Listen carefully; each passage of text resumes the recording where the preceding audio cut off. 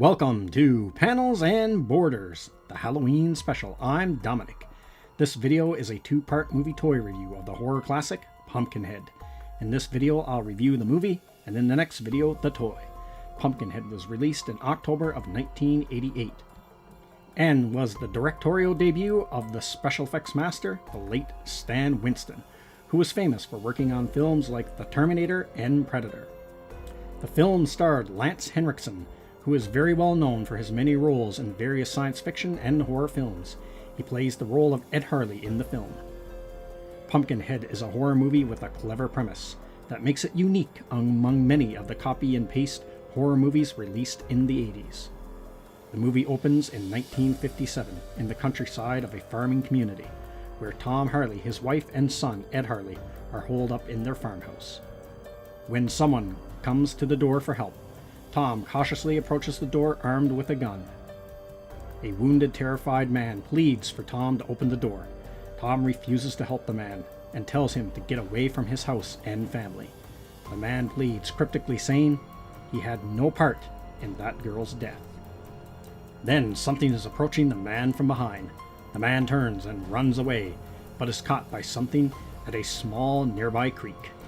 At that moment, the young Ed Harley looks out the window to see the man being strangled by Pumpkinhead, a demon he always assumed was just the story to scare children into behaving. Flash forward to the present day, and Ed Harley is now a widower who lives alone with his young son and dog named Gypsy. Ed runs a small fruit stand and store on the side of a country road. Working at their small store one day, a group of teenagers arrive for supplies. While on their way to a cabin nearby, one of the teen boys named Joel, who is drinking, decides to drive around on his dirt bike while the others are in the store. Ed Harley briefly leaves his son with Gypsy to watch the store while he runs home to grab an order for a customer.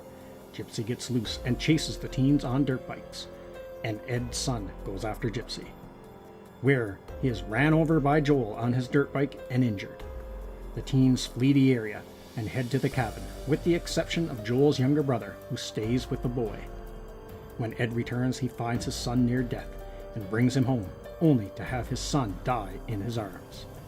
Ravaged with grief and needing to get revenge on the teens who caused his son's death, he seeks out an old witch in the back mountains, where he asks her for help in avenging his son, and that he knows about the demon Pumpkinhead because he had seen it as a child. The witch grants him what he wants and unleashes the demon of revenge known only as Pumpkinhead to go and get revenge on the teenagers that caused the death of Ed Harley's son. However, as Ed Harley will soon discover, that price of revenge will be much too high. I never got to see this movie back when it came out in the 80s. It was one of those movies that I'd always seen on the shelves of video stores. However, I just never got around to renting till the early 2000s when I finally checked it out. I've seen the movie several times since then, and recently rewatched it in preparation for this video. Overall, I enjoyed the film, and I thought the story was a cool premise for a horror movie.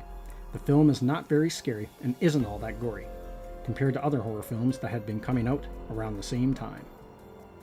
Here are some things about the film that I didn't like. First off, certain scenes are clearly shot in the daytime. The filmmakers are trying to pass it off as a night scene. I've seen this done with old TV shows and films where they put a filter over the day scene, try to pass it off as a night scene. It never works for me and takes me out of the story because it irritates me so much. Next is the characters do things that don't really make sense. When Ed finds his son injured, he just takes him home and makes no attempt to get him medical help. Also, when the teenagers flee the scene, the teen responsible for the son's death, Joel, goes to the cabin. It makes sense for the other teenagers to head to the cabin because they wanted to call for help. Joel, however, didn't and was on the run because he was on probation. In reality, he would have ran as far away as he could from that place. Lastly, the creature of Pumpkinhead itself. The design of the creature itself is great, but in some scenes it moves very slowly and makes it hard to believe it has the ability to chase down anyone. As for the things in the film I liked, I'll start with Pumpkinhead itself.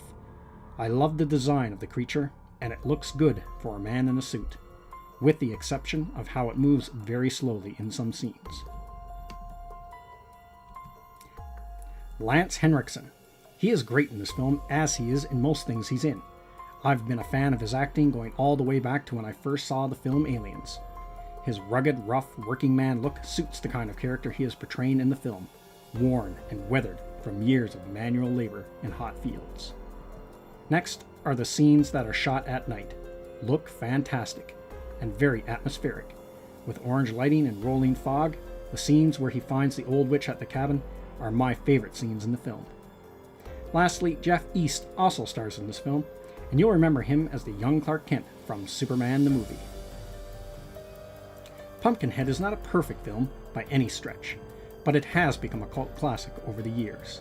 With its unique story involving wanting revenge born out of loss and grief, it is worth giving a watch this Halloween.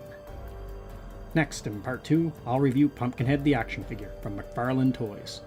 It was the catalyst that finally got me to rent this film back in the early 2000s.